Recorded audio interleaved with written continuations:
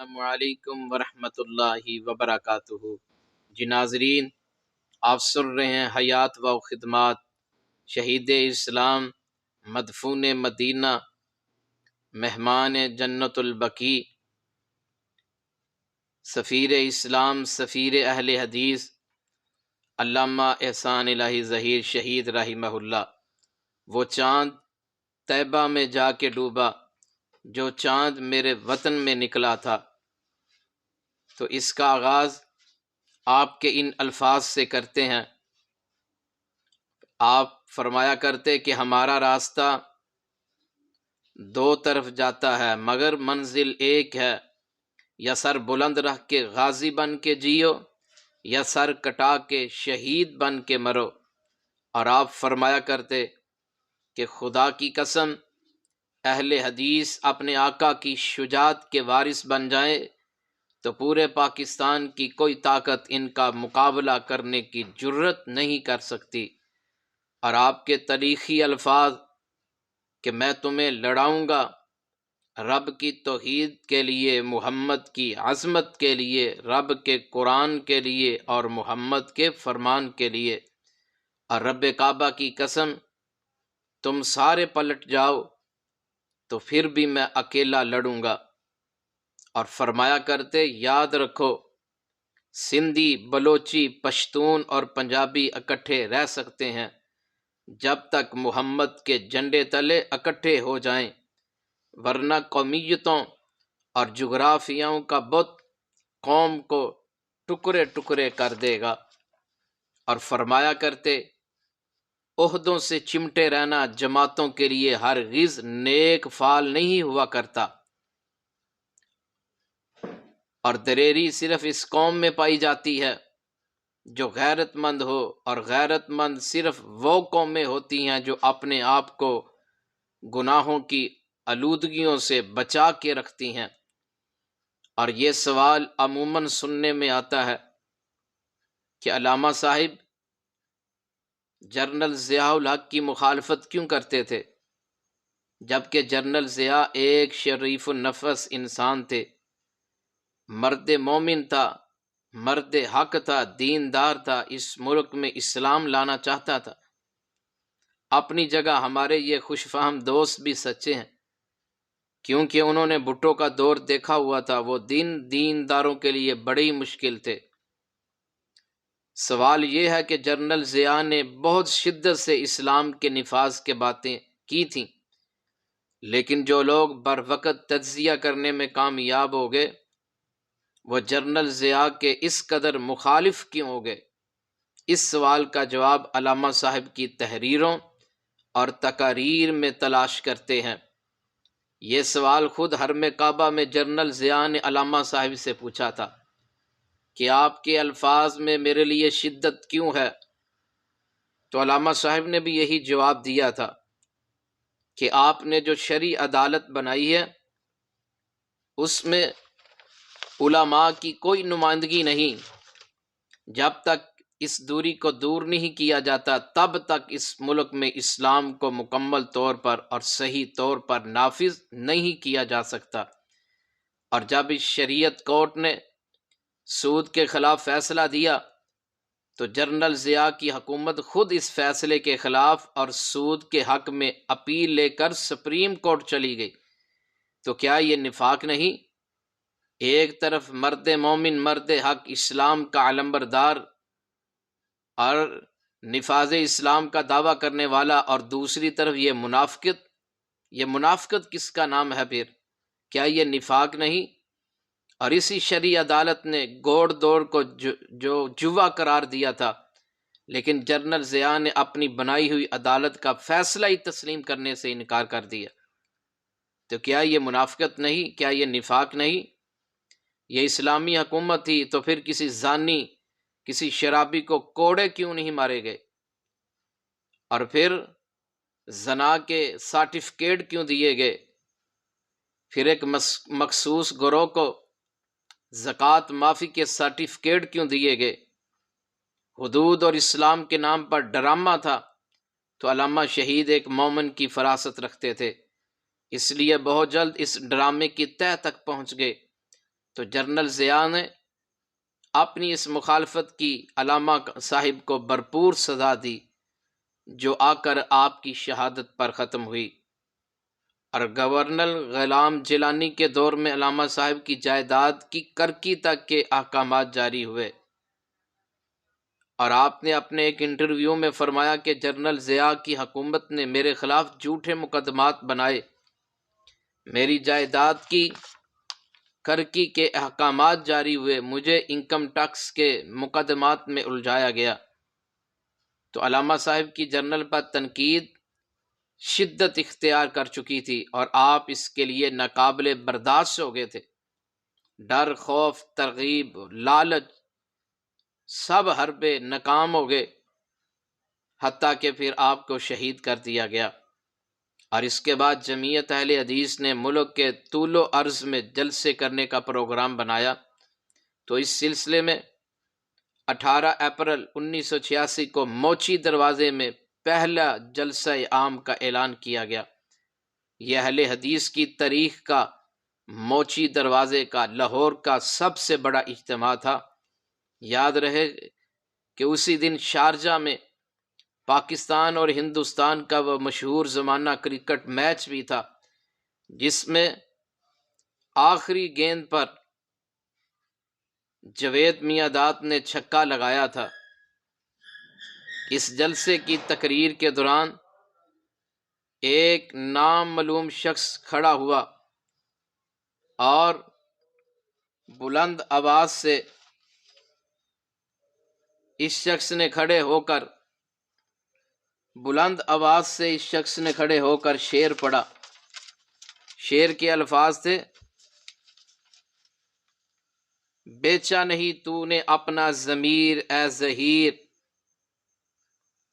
تو خوش نصیب قائد وہ بد نصیب سارے۔ تو اسی سلسلے کا اگلا جلسہ شیخوپورہ کے کمپنی باغ میں رکھا گیا۔ اس کے میزبان حضرت علامہ کے قریبی ساتھی و رفیق مناظر اسلام حافظ محمد عبداللہ شیخوپوری تھے۔ جون کے آخری دن تھے، گرمی کی انتہا تھی، کارکنان کا امتحان تھا، لیکن اس دن کمپنی باغ اپنی وسعت کے باوجود تنگی داماں کا شکوہ کر رہا تھا۔ شدید گرمی میں عمدہ انتظامات تھے۔ حافظ محمد عبداللہ شیخوپوری رحمہ اللہ اور ان کے ساتھیوں کی محبت کا، محنت کا منہ بولتا ثبوت تھا۔ اور اسی جلسے میں سب سے پہلے یہ نعرہ لگایا گیا تھا: جب تک سورج چاند رہے گا علامہ تیرا نام رہے گا۔ یہ ایک دعا ہے کہ علامہ کا نام قیامت تک زندہ رہے گا۔ اور یہ جلسہ حاضری کے اعتبار سے اتنا بڑا تھا کہ روزنامہ جنگ اس میں یہ تجزیہ کیا گیا کہ بڑی بڑی سیاسی جماعتوں نے لاہور میں جلسے کیے، مگر علامہ صاحب نے ایک چھوٹے شہر میں اس سے بڑا جلسہ کر کے دکھا دیا۔ اور اس کے بعد گوجرانوالہ شیراں باغ میں جلسہ عام کا انعقاد کیا گیا۔ اس میں آپ نے جمعیت کی سیاسی پالیسی پر روشنی ڈالی، اور ضیاء الحق حکومت پر آپ نے شدید تنقید کی۔ اس کے بعد لیاقت باغ راولپنڈی میں جلسہ عام کا اعلان کیا گیا۔ یہاں جلسہ کرنا آسان نہیں تھا، کیونکہ اہل حدیث کافی کم تھے، اور اس جلسہ میں آپ نے ضیاء الحق کو مخاطب کر کے یہ مصرع پڑھا تھا کہ گھر لے لیا ہے تیرے گھر کے سامنے، گھر لے لیا ہے تیرے گھر کے سامنے۔ یہ سن کر لوگ جوش سے بے قابو ہو گئے، اور اس کے بعد سیالکوٹ، ساہیوال، اکاڑا میں بھی جلسے کیے گئے۔ اس کے بعد قصور کا جلسہ عام تھا، جو اس سلسلے کا آخری جلسہ ثابت ہوا۔ اس جلسے کے علامہ صاحب کے یہ الفاظ بڑے ہی مقبول ہوئے۔ فرمایا: کبھی یاد کیا کرو گے جب ہم نہیں ہوں گے، اور تم اپنے بیٹوں کو داستانیں سنایا کرو گے کہ جب ہر طرف خوف تھا، جب ہر طرف ظلمت تھی، جب ہر طرف تاریکی تھی، لوگ اہل حدیث کو اپنی بھیڑ بکریاں سمجھتے تھے، ایک کمزور آدمی لاہور سے اٹھا تھا، فرمایا او میری قوم کے سپوتوں اور میری قوم کے جوانوں، اٹھو، آج تمہارے مسلک کو، آج تمہاری جماعت کو تمہاری ضرورت ہے۔ اس کے بعد آپ کا آخری جلسہ جو قلعہ لچھمن سنگھ فوارہ چوک میں رکھا گیا، اسے اس وقت گول چوک کہتے تھے، تو رات 11 بجے علامہ شہید جلسہ گاہ تشریف لائے، اور اس جلسہ میں مولانا حبیب الرحمن یزدانی شہید رحمہ اللہ یہ بھی مدعو تھے، قاری عبدالحفیظ فیصل آبادی رحمہ اللہ یہ بھی اس جلسہ میں مدعو تھے، لیکن کسی کام کی وجہ سے تشریف نہ لا سکے، تو رات 11 بجے علامہ شہید جلسہ گاہ تشریف لائے۔ شہید اسلام مولانا حبیب الرحمن یزدانی رحمہ اللہ خطاب فرما رہے تھے، آپ کے خطاب کے بعد علامہ شہید نے خطاب کیا، اور اس دن آپ نے ایک لمبی تمہید باندھی، حالانکہ اس سے پہلے آپ اتنی لمبی تمہید اپنی تقاریر میں نہیں باندھا کرتے تھے، لیکن اس دن آپ کے لہجے میں تھکاوٹ تھی، آپ کی آواز میں تھکاوٹ تھی، اسی لیے بیٹھ کر تقریر فرما رہے تھے، اور اس میں آپ نے مسلمانوں کی عظمت رفتہ کا ذکر فرمایا۔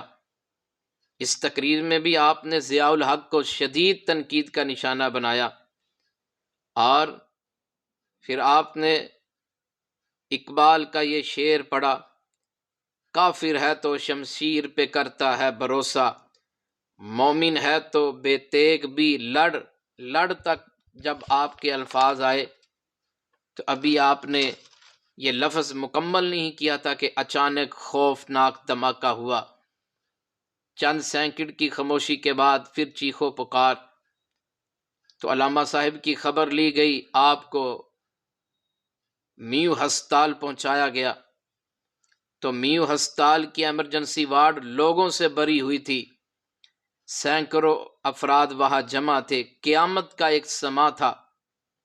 مولانا عبدالخالق قدوسی رحمہ اللہ، مولانا یزدانی شہید رحمہ اللہ، محمد خان نجیب رحمہ اللہ، اور ایک فوٹوگرافر سلیم پرنس اور ان کے برادر نسبتی، اور صدر جلسہ شیخ احسان الحق، ایک بزرگ عبدالحفیظ، اور بیگم کوٹ کے ایک نوجوان عبدالسلام بھی شہداء میں شامل ہو گئے، اور بے شمار افراد زخمی ہو گئے۔ ان زخمیوں میں علامہ شہید بھی شامل تھے، آپ شدید زخمی تھے، اور ان کے جسم کا بایاں حصہ بری طرح متاثر ہوا تھا، بائیں ٹانگ تو تقریباً ختم ہو چکی تھی، لیکن اس کے باوجود آپ مکمل ہوش میں تھے، حواس میں تھے۔ حاجی ظہور الہی جو آپ کے والد محترم ہیں ہسپتال تشریف لائے، باپ بیٹے کی ملاقات کا عجیب منظر تھا، حاجی صاحب کی آنکھوں میں آنسو تھے، بیٹے کا ماتھا چوما، انہیں کچھ اندازہ ہو رہا تھا کہ میرا بیٹا کن راہوں کا مسافر ہے۔ وہ بیٹے کو مدرس بنانا چاہتے تھے، لیکن ان کے بیٹے کی نظر تو شیخ الاسلام امام ابن تیمیہ پر تھی، وہ تو ابن تیمیہ بن چکے تھے، اور ان کا بیٹا مجاہد بن گیا تھا۔ حاجی صاحب کو ہر شخص کہہ رہا تھا کہ حاجی صاحب ہمارے جسم کا ہر حصہ کاٹ لے، جو علامہ صاحب کو لگ جائے وہ بچ جائیں، ہماری خیر ہے۔ لوگ فرتے محبت سے بلک بلک کر رو رہے تھے، تو علامہ صاحب کی والدہ ان سے بڑی محبت کرتی تھی، اتنی محبت کرتی کہ علامہ صاحب کا نام تک نہیں لیتی تھی، اور پیار سے آپ کو پا کہتی تھی۔ یہ پا پنجابی زبان کا لفظ ہے، یہ عموماً بڑے بھائی کے لیے تکریم کے طور پر بولا جاتا ہے۔ تو رات گئے، والدہ محترمہ ہسپتال پہنچی، ماں نے بیٹے کا زخمی ماتھا چوما، تو علامہ صاحب بھی بچوں کی طرح رو دیے۔ ماں بھی بہادر تھیں، کہنے لگیں تیرا خون اللہ کی راہ میں بہہ رہا ہے، پریشان مت ہونا، یہ اللہ کی رحمت ہے، عظیمت ہے۔ یہ استقامت کے انگنت دروس پر مبنی یہ چند الفاظ علامہ صاحب کی والدہ کے تھے۔ تو نوابزادہ نصر اللہ خاں تشریف لائے، یہ بھی اس دور کے چوٹی کے سیاستدان تھے، علامہ صاحب کو اپنا بیٹا بنایا ہوا تھا، اور علامہ صاحب کی بھی ان سے بڑی محبت تھی۔ گھر تشریف لاتے تو بیٹوں سے کہتے آپ کے دادا جان آئے، یہ تشریف لائے تو آپ پھر رو پڑے اور ایک جملہ بولا کہ میرا کیا قصور تھا۔ یہ سن کر نواب صاحب بھی رو پڑے۔ اور پھر ایک دن جنرل ضیاء کا ڈپٹی چیف پروٹوکول افیسر، جس کا نام کرنل ناصر تھا، پھولوں کا گلدستہ لے کر آیا۔ علامہ صاحب نے ڈاکٹر اکرام سے کہا کہ اسے باہر پھینک دو، اور کرنل ناصر کو مخاطب کر کے کہا کہ اس کو کہنا اس نے اچھا نہیں کیا۔ یہ علامہ صاحب کی ضیاء الحق کے خلاف FIR تھی، جو اللہ کے حضور کٹوا دی گئی۔ اب اس کا فیصلہ اللہ کی بارگاہ میں ہوگا۔ تو علامہ صاحب کے جسم میں زہر پھیل رہا تھا، آپ کے جسم کا بایاں حصہ بہت زیادہ زخمی تھا۔ ڈاکٹروں نے ٹانگ کاٹنے کا فیصلہ کیا، لیکن آپ نے کہا، آپ نے انکار کر دیا کہ میں ٹانگ کٹوانا نہیں چاہتا۔ دوسری طرف عراقی صدر صدام حسین اور سعودی حکومت کی طرف سے پیشکش تھی کہ آپ ہمارے ہاں تشریف لے آئیں۔ تو علامہ صاحب نے سعودی عرب جانے کا فیصلہ کر لیا۔ تو سعودی حکومت نے خصوصی طور پر آپ کے لیے اپنا طیارہ ریاض سے لاہور بھیجا، اور آپ کی سعودی عرب روانگی میں رکاوٹیں ڈالی جا رہی تھیں۔ NOC جاری نہیں کیا جا رہا تھا۔ اس حکومتی ہٹ ڈرمی کے سبب ایک دن اور ضائع ہو گیا۔ 29 مارچ کو سعودی عرب جانا قرار پایا، لیکن آپ کو جانے کی اجازت نہ دی گئی، اور ایک بڑی قداور شخصیت اسلام آباد میں جنرل ضیاء سے ملنے کے لیے گئی، اور ان سے بحث و مباحث کے بعد اجازت لی گئی، اور جنرل ضیاء اجازت دینے کے لیے تیار نہیں تھا۔ اس سے آپ اندازہ لگا لیں کہ اس کے دل میں کتنا بغض تھا، اس کے دل میں کتنی منافقت سی۔ اور آج آپ کے الفاظ پورے ہو گئے جو آپ نے ملتان میں کہے تھے کہ قیامت کا دن ہوگا، ہم بھی آئیں گے، اور یہ صاحب بھی، رب پوچھے گا نامہ اعمال میں کیا لے کر آئے ہو؟ ہم کہیں گے شہادت کے خون میں ڈوبی ہوئی چادر لے کر آئے ہیں، اور یہ صاحب کہے گا ساری عمر حکمرانوں کے بوٹ پالش کرتے رہے۔ یہ اس وقت ایک عالم دین تھے جو علامہ صاحب کی مخالفت کیا کرتے تھے۔ تو اس کا نام آپ نے ملتان کانفرنس میں، ملتان کی تقریر میں لیا ہے۔ اگر کسی نے معلوم کرنا ہے تو ملتان کی تقریر میں اس کا نام معلوم کیا جا سکتا ہے۔ جب علامہ صاحب شہید ہوئے تو اس حادثے کے ذمہ داروں کے متعلق ایک بحث چل پڑی۔ علامہ صاحب کی والدہ نماز کے بعد اپنے بیٹے کے لیے دعا کر رہی تھی کہ ان کی آنکھیں رو رو کر ختم ہو چکی تھیں کہ تیرے ہجر میں اے فہم و ذکا کے یوسف، کتنی آنکھیں ہیں کہ یعقوب ہوتی جا رہی ہیں۔ تو اماں جی جنرل ضیاء کے لیے بد دعا کر رہی تھی۔ ان کے بیٹے محبوب الہی بولے اماں جی وہ نہیں ہے قاتل، فلاں لوگ ہیں۔ تو اماں جی نے پھر یہ دعا مانگی، میرے اللہ اگر وہ قاتل نہیں تو اسے کچھ نہ کہنا، اور اگر وہ قاتل ہے تو اس کی بوٹی بوٹی کر دینا۔ تو سعودی عرب جانے سے پہلے آپ نے الوداعی ملاقاتیں کی، ایمبولنس آئی اور آپ ہمیشہ کے لیے پاکستان سے چلے گئے۔ اگلے دن فجر کے وقت ڈاکٹروں نے کہہ دیا کہ علامہ صاحب اپنے اللہ کے پاس جا چکے ہیں۔ ایک سورج زمین کے اندر جا رہا تھا، دوسری طرف ایک سورج طلوع ہو رہا تھا۔ سب نے مل کر فیصلہ کیا کہ آپ کو مدینہ سے بڑی محبت تھی، اس لیے آپ کو جنت البقیع میں دفن کریں گے، کیونکہ آپ نے جنت البقیع میں دعا بھی مانگی تھی، اور آپ نے جنت البقیع میں کھڑے ہو کر فرمایا تھا کہ اللہ اگر احسان کو ادھر جگہ مل جائے تو تیرے خزانوں میں کیا کوئی کمی ہے؟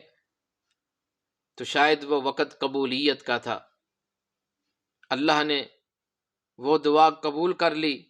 اس واقعے کے گواہ دیوبندی عالم دین مولانا عبد المجید ندیم بھی ہیں، وہ بھی ان کے ساتھ تھے اس وقت۔ تو دھماکہ لاہور میں ہوا، قبر جنت المقی میں، اور ان کا ایک جنازہ ریاض میں بھی ہوا تھا، وہاں بھی تدفین ہو سکتی تھی، مگر جنت البقیع کے دامن شفقت میں دفن ہونا اللہ سے مانگا تھا، اور اللہ نے وہیں پہنچا کر دکھایا۔ هل جزاء الاحسان الا الاحسان، وہ چاند طیبہ میں جا کے ڈوبا جو چاند میرے وطن سے نکلا تھا۔ سعودی قانون کے مطابق جہاں وفات ہو میت کو دفن بھی وہاں ہی کیا جاتا ہے، مگر آپ کے معاملے میں خاصی رعایت دی گئی۔ ریاض میں دیرہ والی مرکزی مسجد میں ظہر کی نماز کے بعد جنازہ تھا، ایسا لگ رہا تھا جیسے سارا شہر ہی امڑ آیا ہو۔ شیخ ابن باز، شیخ عبداللہ رحمہ اللہ اور دیگر بے شمار چوٹی کے کبار علماء مشائخ موجود تھے، اور آپ کا جنازہ مفتی سعودی عرب شیخ ابن باز رحمہ اللہ نے رو رو کر پڑھایا۔ اور اس دوران حکومت نے اعلان کیا کہ جو لوگ مسجد نبوی میں جنازہ و تدفین میں شریک ہونا چاہتے ہیں، 2 خصوصی طیارے ان کے لیے مختص کیے گئے ہیں، وہ جانا چاہیں تو جا سکتے ہیں۔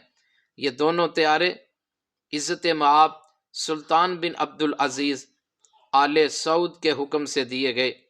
ایک طیارے میں علامہ صاحب کی میت تھی، اور دوسرے طیارے میں عام لوگ سوار تھے جن کی تعداد 400 کے قریب تھی۔ مدینہ ایئرپورٹ پر جامعہ اسلامیہ مدینہ یونیورسٹی کے اساتذہ اور طلباء جنازہ کو کندھا دینے کے لیے کھڑے تھے۔ مسجد نبوی میں اعلان کرنے والے نے اعلان کیا اور جنازے کی خبر دی کہ آج عالم اسلام کی عظیم شخصیت، امام اہل السنہ، نبی کریم کی حرمت کے نقیب، صحابہ کا دفاع کرنے والے ایسے شہید کا جنازہ آیا ہے۔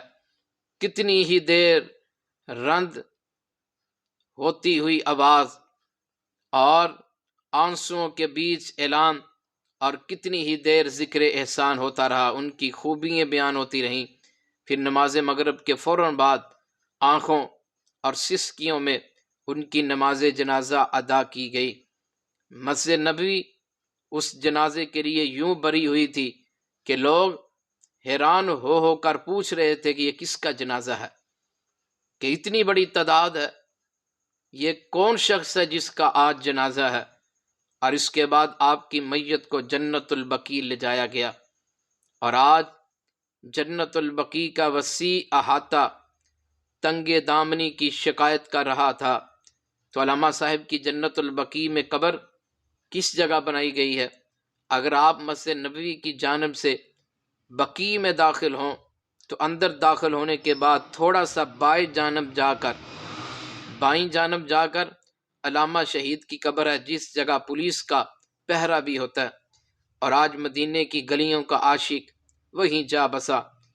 اور علامہ صاحب کے ان الفاظ پر اکتفا کرتا ہوں: اللہ، ہم تجھ سے موت مانگتے ہیں، تو اپنی راہ میں شہادت کی موت نصیب فرما۔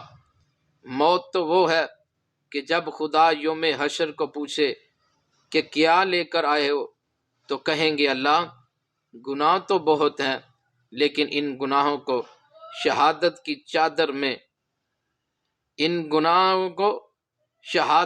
چادر میں لپیٹ کر خون میں ڈانپا ہوا ہے۔ اللہم اغفر لہ وارحمہ وعافہ واعف عنہ واکرم نزلہ ووسع مدخلہ واغسلہ بالماء والثلج والبرد۔ اللہم اغفر لآبائنا ولأمہاتنا ولمشائخنا ولأساتذتنا۔